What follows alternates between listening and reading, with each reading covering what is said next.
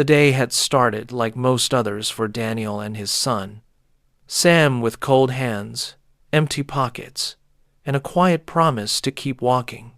The winter sun rose weakly above the city, painting the frost in dull gold.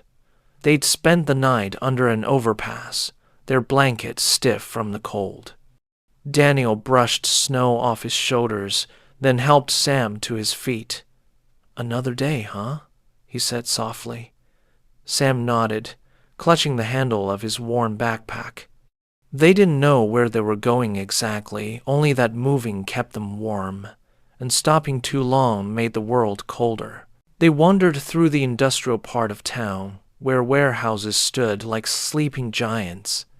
Sam liked walking near the old scrapyard fence because sometimes he found treasures, bolts, bottle caps, once even a toy car missing its wheels. "You never know what people throw away," he'd say. Daniel would smile, watching him, reminded that hope was easier to carry when you were small. That morning, the ground was slick with frozen mud. Sam bent down to poke at something glittering near a pile of broken glass. "Dad, look," he said, his voice sharp with excitement. "It's shiny." Daniel squinted. In Sam's mitten lay a small, clear stone, no bigger than a thumbtack, not glass, not ice, but something that caught the sun differently, bending it into rainbows. "Careful," Daniel said. "Probably just a piece of glass." But when he turned it over in his hand, something about its weight, the way it didn't fog from his breath, made him pause. Sam tilted his head. "You think it's real?" Daniel smiled. "If it is, kid, we're the luckiest people in the world." Sam grinned, eyes wide. "Then we should take care of it." "Yeah," Daniel murmured. "We should." They tucked the stone inside an old matchbox wrapped in a bit of cloth, keeping it safe in Sam's pocket. "It's our lucky charm," the boy said proudly. For the rest of the day, he walked a little taller. They tried to sell cans at the recycling center, but made only $3, just enough for bread and instant soup. That night, while steam rose from their tin cup of broth, Sam took out the stone again and held it to the light. "See? It still shines." Daniel nodded. "Yeah, doesn't even need the sun to glow."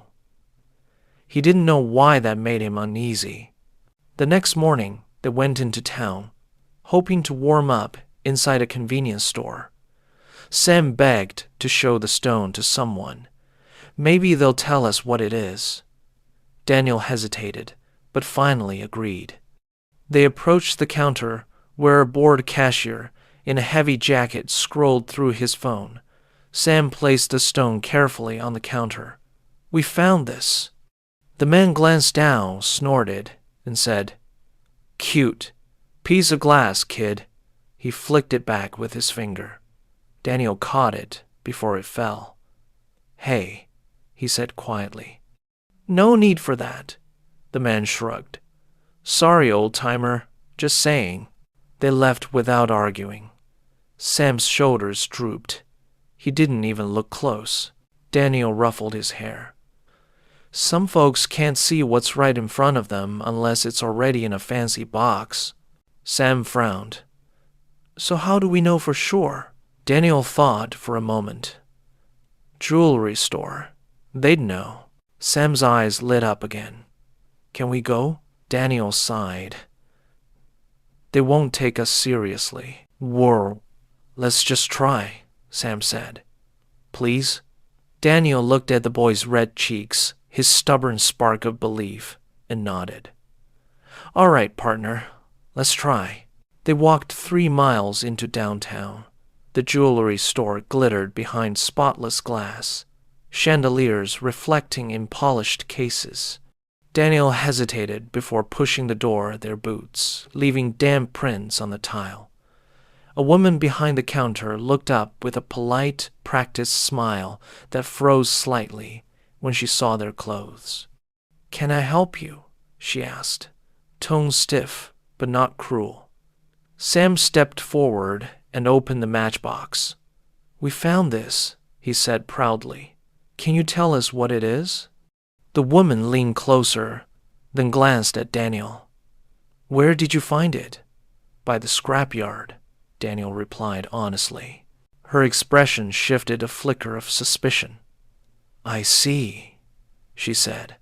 She took the stone with tweezers, studied it under a magnifying glass, then frowned. "It looks unusual." She called for a man from the back, who examined it again and whispered something she couldn't hear. Then he smiled tightly. "Sorry, sir, it's just glass. Decorative, maybe from a chandelier." Daniel nodded slowly. "All right, thanks for checking." He took the stone back. Sam's lip trembled, but he didn't speak until they were outside. "They're lying," he said. Daniel looked down at the small hand clutching the matchbox. "Yeah," he said softly. "I think they are." That night, they camped near the river under an old bridge. The city lights shimmered in the water like pieces of the same stone.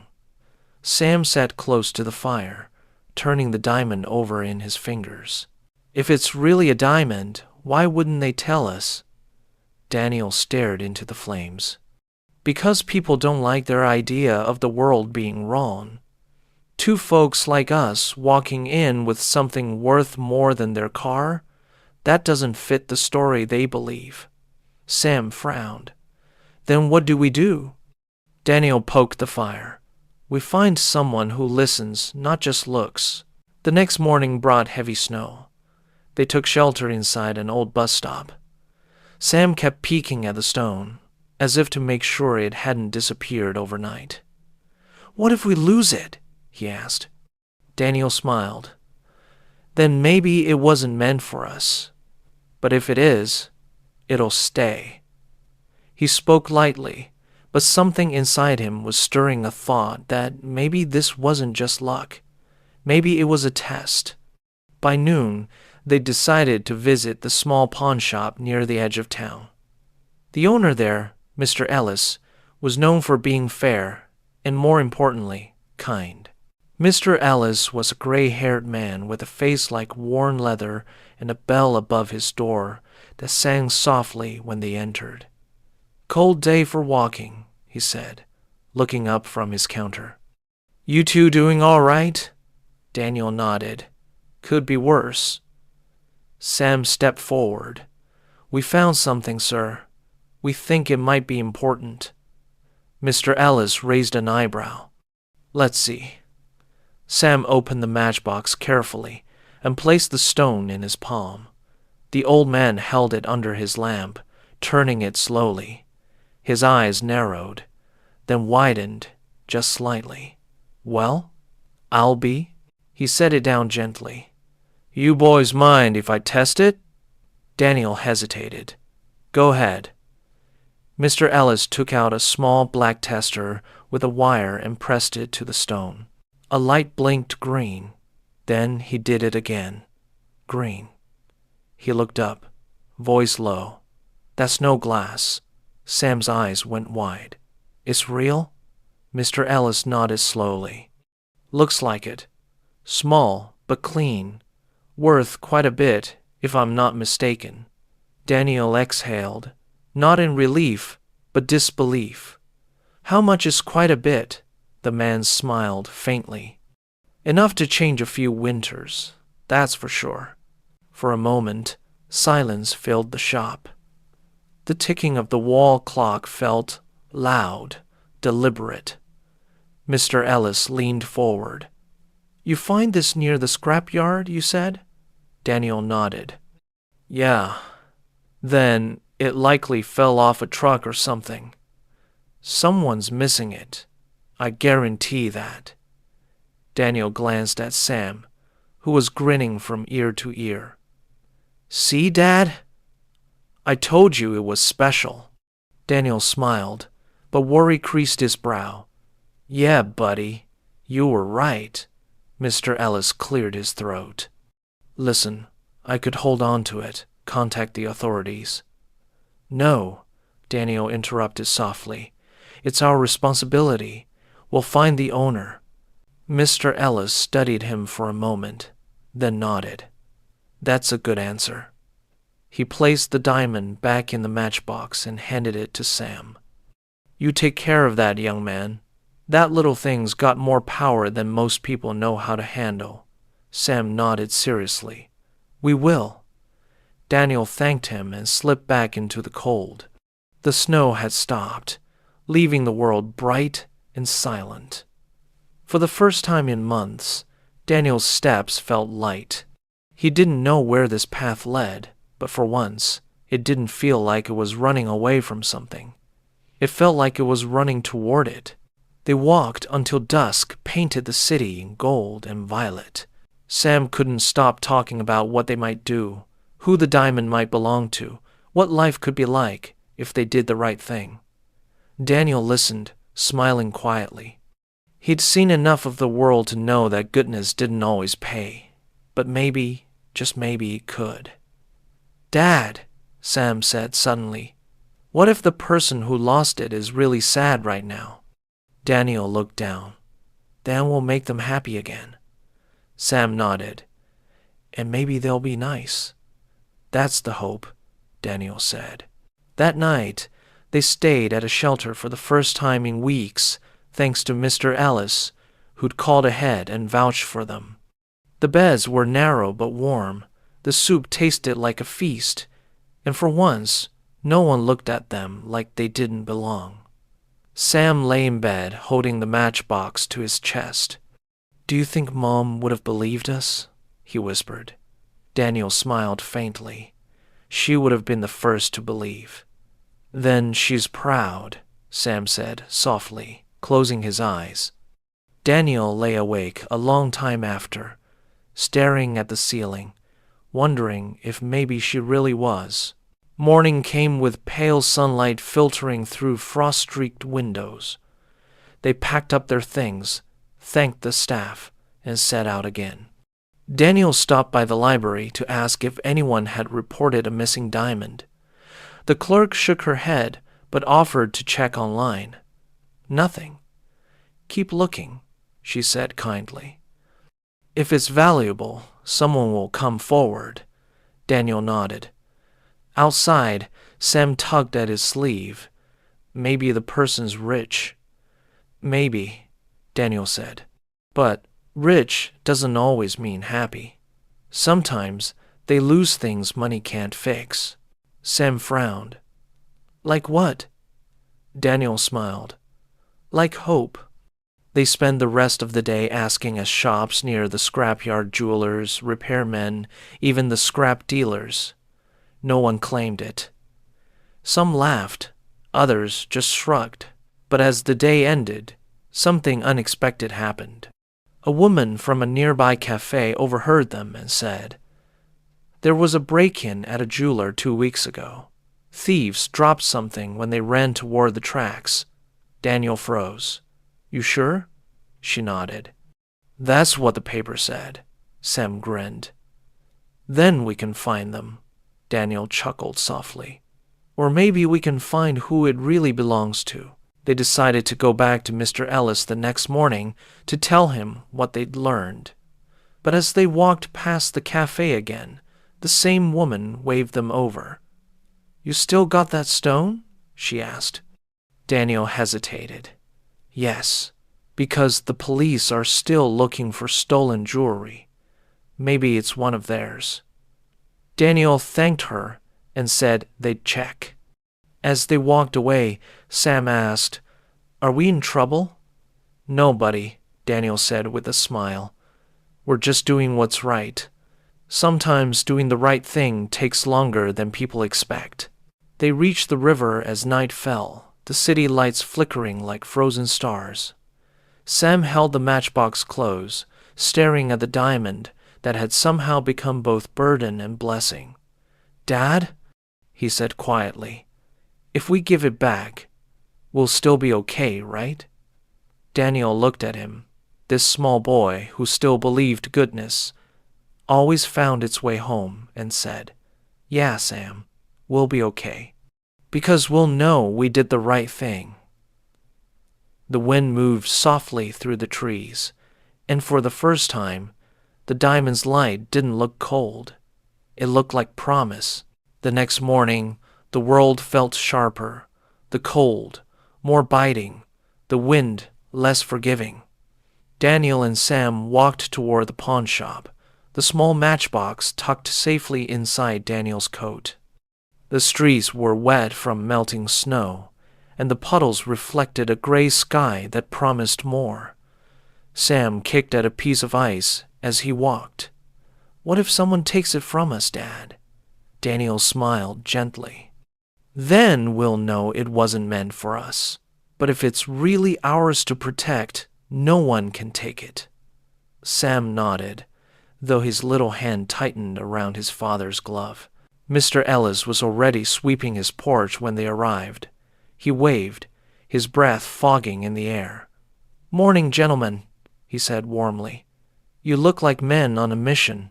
Daniel smiled. "Something like that. We heard about a jewelry store break-in. Thought it might be connected." Mr. Ellis nodded slowly. "That would explain a lot. You're doing the right thing by checking." He disappeared behind the counter and returned with an old newspaper. The headline read, "Local jeweler robs suspects flee on foot." There was a photo of the shop, Hollister and Sons Fine Jewelry. "That's downtown," Ellis said. Daniel studied the photo. The shop looked nothing like the scrapyard where they'd found the diamond, yet something inside him said the two places were closer than they seemed. "We'll go there," he said. Sam looked uncertain. "What if they think we stole it?" Daniel knelt to meet his eyes. "Then we tell the truth. The truth doesn't always win fast, but it wins honest." Sam nodded solemnly. "Mr. Ellis smiled. "That's good advice, son. I'll make a call to the shop, let them know you're coming." He winked at Sam. "So they'll treat you right." The jewelry store looked even grander than before. Glass walls gleaming, a polished brass sign catching the weak sunlight. Daniel hesitated at the door. He'd spent years building homes, fixing things, running crews, but now he felt smaller than he ever had. Sam tugged his sleeve. "It's okay, Dad. We're doing good." Daniel took a deep breath and nodded. Inside, the same woman stood at the counter. Her expression softened when she recognized them. "You're back," she said. "Didn't expect that." Daniel smiled faintly. "We found out there was a robbery nearby. We think this might belong to you." He opened the matchbox. The woman's eyes widened instantly. She didn't touch it this time. She called for the man from before. He came out quickly, his voice cautious. "Where'd you get that?" Daniel repeated the story. The scrapyard, the disbelief, the visit to Mr. Ellis. The man's gaze flickered between the diamond and Daniel's face. Finally, he said, "Wait here." He disappeared into the back room. Sam shifted nervously. "Dad?" "It's all right," Daniel said. "They just want to be sure." The woman gave a small, genuine smile. "It looks a lot like one we lost." After a few minutes, the man returned this time with another gentleman in a gray coat and glasses. "This is Mr. Hollister," the woman explained quietly. The jeweler studied the stone with careful hands. His brow furrowed, then softened. "Yes," he said finally. "That's ours. It was part of a set stolen last month. I can't believe it survived the fall." He looked up at Daniel. "You found this?" "My son did," Daniel said proudly. Sam straightened. "Mr. Hollister's gaze moved between them, measuring something invisible, not just the story, but the souls behind it. "You have no idea how valuable this is," Hollister said quietly. "Most people would have sold it or hidden it." Daniel shrugged. Maybe, but it wasn't ours to keep. Hollister smiled faintly. There aren't many people left who think like that. He turned to his assistant. Call Officer Reed. Tell him we've recovered part of the missing inventory. Sam looked uneasy. Are we in trouble? Hollister shook his head. Not at all, young man. In fact, I'd say you did something remarkable. He placed the diamond back in its box and rested a hand on Sam's shoulder. You found what many would lose, not just the stone, but your honesty. When Officer Reed arrived, he listened carefully as Daniel told the story once more. He took notes, nodded often, and even smiled. We've been searching for that piece for weeks, he said. The thieves dropped part of their loot while running through the scrapyard. Looks like luck was waiting for the right people to find it. He handed Daniel a small card. You'll need to give a short statement downtown, just formality. After that, you're clear. Daniel nodded. Of course. Sam frowned. Does that mean we don't get to keep it? Daniel chuckled. No, buddy. But we get to keep our names clean, and that's worth more. They spent an hour at the police station answering questions. Every officer who heard the story seemed surprised, some even impressed. You don't see that every day, one said, shaking Daniel's hand. Most people would have pawned it and disappeared. Daniel smiled. We've spent enough time disappearing. Thought it'd be nice to do something that makes us visible again. The officer laughed. Well, you did. He gave Sam a small police badge sticker. For honesty, Sam beamed, sticking it proudly on his jacket. Thanks. Don't lose it, the officer said with a grin. That one's rarer than diamonds. When they returned to the store, Mr. Hollister was waiting with an envelope. I can't let you leave without a thank you, he said. Daniel raised a hand. We didn't do it for money. Hollister nodded. I know. That's why you deserve it. He pressed the envelope into Daniel's palm. Please, you've done more good here than you realize. Daniel hesitated, then accepted it quietly. Thank you, sir. Hollister smiled at Sam. And you, young man, should be proud. You've reminded a lot of adults what honesty looks like. Sam's cheeks flushed. We just wanted to do the right thing. Outside, the cold hit them like a soft slap. Sam clutched his father's sleeve. How much is it, Dad? Daniel opened the envelope. Inside were a few bills, maybe a few $100s, and a note that read, For the ones who still believe good exists. He smiled, folding it back. Enough for a meal, maybe two. Sam grinned. That's fair. They walked until they found a diner glowing with yellow light, the kind that made the windows look like warm hands. Inside, they ordered pancakes and hot chocolate, their first real breakfast in months. As they ate, Sam asked, Do you think Mom can see us? Daniel paused mid-bite, then nodded slowly. Yeah, I think she'd be proud, Sam smiled. Because we gave it back? Because we didn't forget who we are. They sat quietly for a while, the clinking of dishes and hum of conversation wrapping around them like a lullaby. When the waitress came with the check, she smiled. That man in the corner already covered it, she said. They turned, but the man was gone, leaving only a folded napkin with 3 words, Keep being kind. That night, they stayed at a motel for the first time in years. The heat worked, the water was hot, and the bed smelled like soap instead of dust. Sam jumped onto the mattress, laughing. It's so soft. Daniel laughed too, the sound feeling strange and new. Don't get used to it, he teased. Maybe just for tonight. But as he lay down, watching the ceiling fan spin lazily, Daniel realized he'd forgotten what peace felt like. that quiet hum that lives between worry and rest.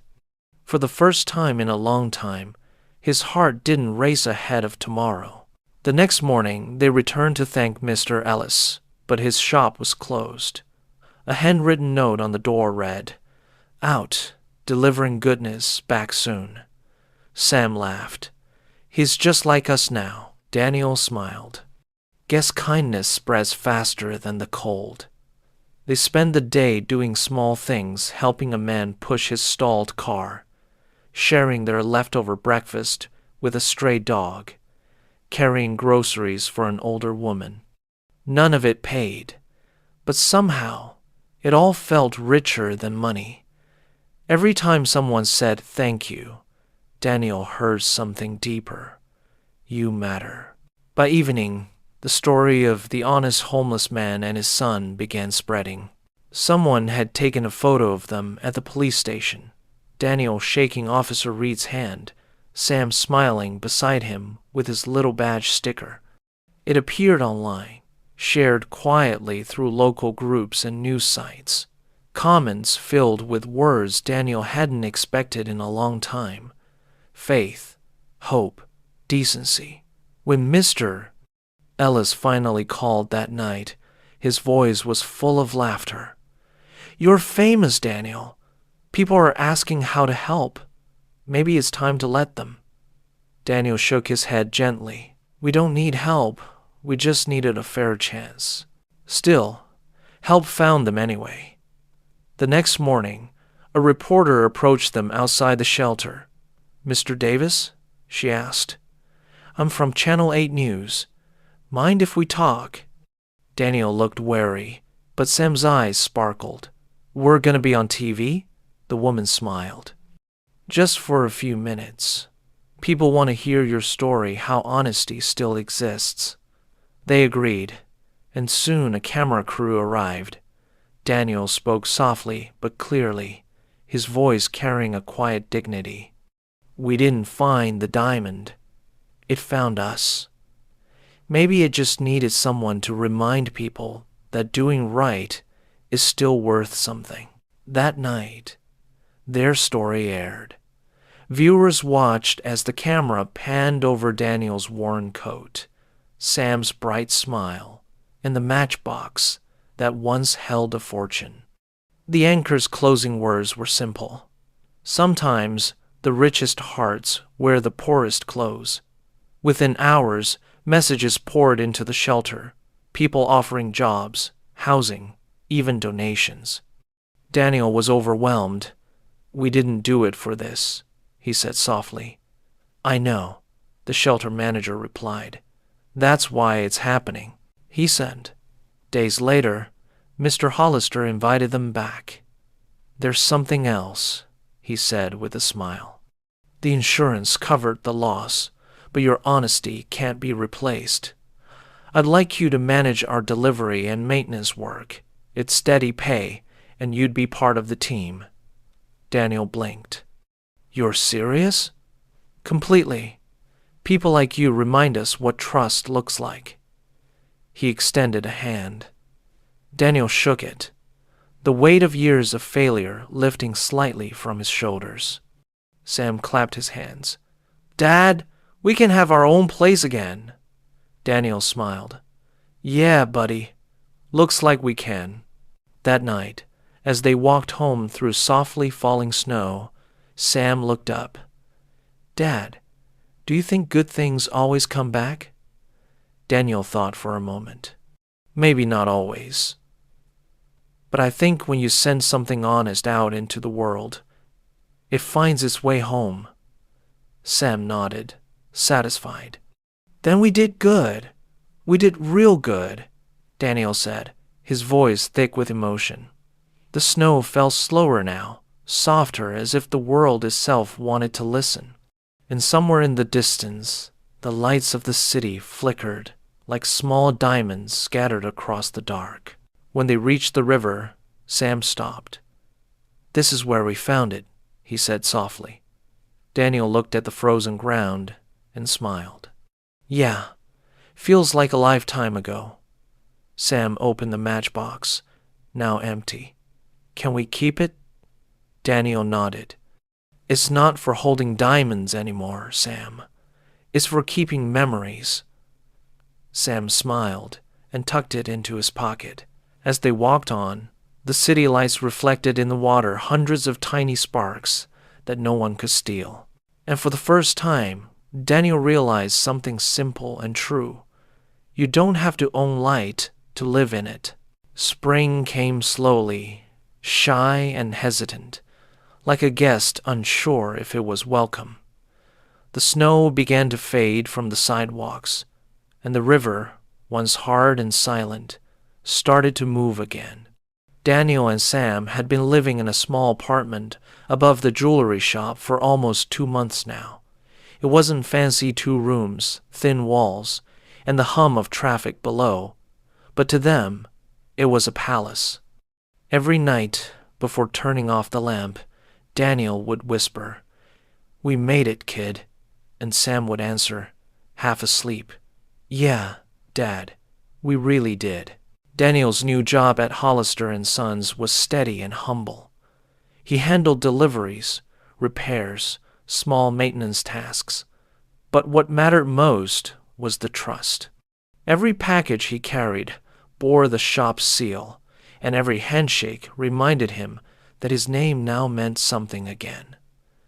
Mr. Hollister often told customers, "That's Daniel, the man who found the diamond and gave it back." Daniel always blushed at that, but deep down he understood the importance.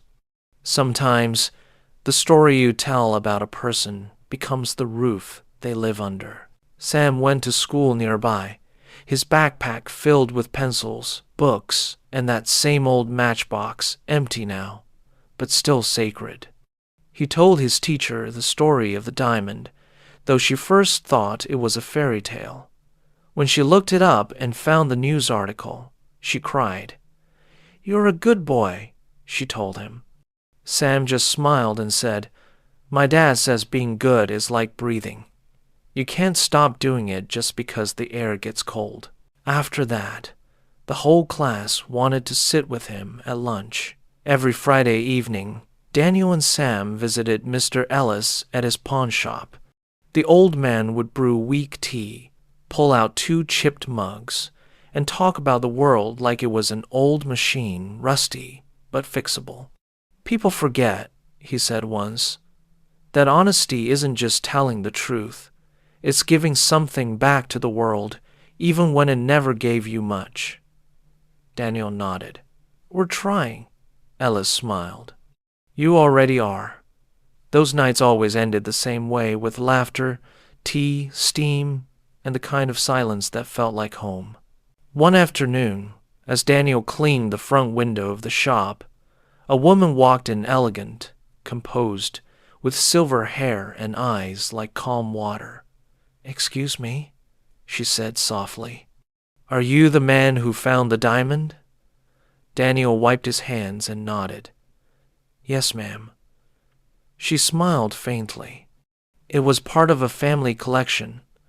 My husband had it sent for repair before the robbery. I never thought I'd see it again." Daniel froze. "It was yours?" She nodded. "You could have sold it, but you didn't. Why?" Daniel looked at his reflection in the window. "Because it didn't belong to me, and I've already lost enough things that did." The woman's expression softened. "You're an honest man, Mr. Davis. The world could use more of that." She paused, then reached into her purse and handed him an envelope. "I can't repay you fully, but this is a start." Daniel shook his head. "Please, you don't have to." She smiled gently. "That's exactly why I want to." She placed it on the counter and left without another word. Inside the envelope was a check for $10,000 and a note that read, "For the man who reminded me that value isn't measured in carats, but in character." That night, Daniel sat at the table staring at the check. Sam leaned over his shoulder. "Is that a lot?" Daniel laughed quietly. "Yeah, buddy, that's a lot, What are we going to do with it? Sam asked. Daniel thought for a moment. Maybe fix something that's still broken. Sam grinned. Like the world? Daniel chuckled. Let's start smaller. The next morning, they met with Mr. Ellis and the shelter director. We'd like to donate half, Daniel said, to repair the shelter roof and buy beds. The director blinked, speechless. You sure? Daniel nodded. It gave us warmth when we had none. It's time to give it back. Word spread quickly. Soon volunteers showed up to help with repairs, locals, customers, even police officers who remembered Daniel's story. Sam helped paint the walls, his little hands covered in white streaks of pride. When the job was done, the shelter looked new again, warm, welcoming, alive. That evening, Daniel stood in the doorway, watching people come in from the cold. One man stopped and asked, You the one who fixed this place? Daniel nodded. The man smiled. Bless you, brother. You just made a lot of nights easier. Daniel smiled back. That's all I wanted. Meanwhile, the Kind Van project, the one Daniel had dreamed about since winter was starting to form. With Mr. Hollister's support, he bought an old van and began converting it into a mobile repair and aid vehicle. Sam helped, of course, painting a crooked sun on the side, just like before. Looks familiar, Mr. Ellis said with a grin. Daniel laughed. Yeah, guess we're repeating good habits. They stocked it with blankets, tools, food, and water. On weekends, they drove around, helping anyone who needed a hand fixing flat tires, delivering food, or just listening. The first person they helped was a man sleeping behind a gas station. He had a broken radio beside him. Sam knelt down. Can I fix it for you? The man smiled weakly. Kid, it's been dead for years. 10 minutes later, it crackled to live static, then faint music. The man's eyes filled with tears. I used to play this song for my daughter, he whispered. Daniel felt his throat tighten. Then you'll play it again, he said softly. They left him with a blanket, a sandwich, and a small handwritten note that said, You are not forgotten. As weeks passed, people began recognizing the Kind Van around town. Some waved, some stopped to talk. Others donated supplies or asked how they could help. Daniel never refused help. He'd learned that accepting kindness was part of giving it. Sam kept a notebook filled with drawings of everyone they met. A veteran, a woman with a cat, a young man who wrote poetry on napkins. We should make a book, he said once. A book about the people who still care. Daniel smiled. You already are, buddy. You're just writing it in a better language. One day, as they drove past the old scrapyard, the place where it all began, Sam asked, Can we stop here? Daniel nodded. The ground was muddy now, no longer frozen, and wildflowers had started to push through the dirt. Sam walked to the spot he remembered and knelt down. It's different now, he said. Cleaner. Daniel smiled. Maybe that's what happens when something good touches a place. Sam brushed the dirt with his hand and found a tiny piece of broken glass, dull and harmless. He held it up. Even this looks pretty now. Daniel nodded. Because you do. That evening, they stopped by the park to rest. A local news crew was there, filming a short follow-up about their story. The reporter asked, Daniel, after everything that's happened, the reward, the new job, the donations, what's next? Daniel thought for a long moment before answering. We'll keep doing what we were already doing, trying to be honest, in a world that sometimes forgets how. We're not chasing miracles. We're just following where they lead, Sam added, and helping people along the way. The reporter smiled. I think that's a miracle too. As the sun set, they drove home through quiet streets, glowing orange and pink. The city felt softer now, the same buildings, the same roads, but different somehow. Daniel looked at his son in the passenger seat, his face reflected in the window light. You know, he said, that diamond wasn't really what changed everything. Sam turned to him. Then what did? Daniel smiled. You believed when no one else did. Sam laughed. You too, Dad. Daniel chuckled. Maybe, but I think you started it. The van hummed steadily beneath them, carrying them toward the horizon like a promise kept. Months turned into a year. Their lives settled into something resembling peace. Daniel still worked at the shop, but the kind van had become a weekend tradition, a moving reminder that even small hearts can make big differences. Sam grew taller, his laughter deeper, his faith in good things unshaken. Every time they helped someone, Daniel thought back to the night under the bridge, when all they had was a piece of glass and a dream. Now, he understood that the real diamond wasn't in the matchbox. It had been growing quietly between them all along. One morning, as Daniel was sweeping the shop floor, Mr. Hollister approached him with a letter. This came for you, he said. The envelope was embossed, elegant. Inside was a simple message. Your story reached our foundation. We'd like to support your outreach work. Enclosed is our first donation. A check for $25,000 fell into Daniel's hands. He blinked, speechless. Hollister smiled. Looks like honesty keeps paying interest. Daniel laughed softly. Guess so. When he told Sam, the boy's first words were, Can we help more people now? Daniel grinned. That's the only rule we've got.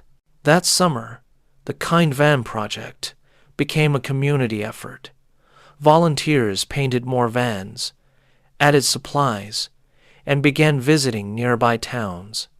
Each van had the same crooked yellow sun Sam had drawn imperfect but bright. Soon, there were 5 vans, then 10. Daniel watched them drive off one morning and whispered, Look at that, kid. We started something. Sam nodded proudly. It's like the diamond broke into little pieces, and now everyone has one. Daniel smiled. Exactly, buddy. That's exactly what happened. The world, once cold and heavy, now shimmered with a quiet kind of light. On the anniversary of finding the diamond, Daniel and Sam returned to the river. The water sparkled beneath the sun, gentle and alive. Sam placed the matchbox on a rock and said, It's weird. We lost everything once, and somehow that's what made room for all this. Daniel put a hand on his shoulder. Sometimes you have to be empty to see what really matters. Sam smiled. Like the matchbox. Daniel nodded. Exactly. They stood there for a while, listening to the river, the same river that once froze around their feet, now singing them forward. As they walked back toward the van, a small boy approached with his mother. He held something in his mitten, a coin, shiny and new. I found this, he said proudly. Is it lucky? Sam smiled and knelt down. Maybe, but only if you share it with someone. The boy thought for a second, then pressed it into Sam's hand. Then it's yours. Sam laughed, showing it to Daniel. Guess it's my turn now, Daniel smiled. That's how it keeps going. He watched as the boy and his mother disappeared into the crowd, leaving behind a trail of kindness no one could see, but everyone could feel. That night, as they parked the Kind van under the stars, Daniel lit a small lantern and placed it on the dashboard. The light flickered softly, casting warm gold across the seats. "You think we'll ever find another diamond, Dad?"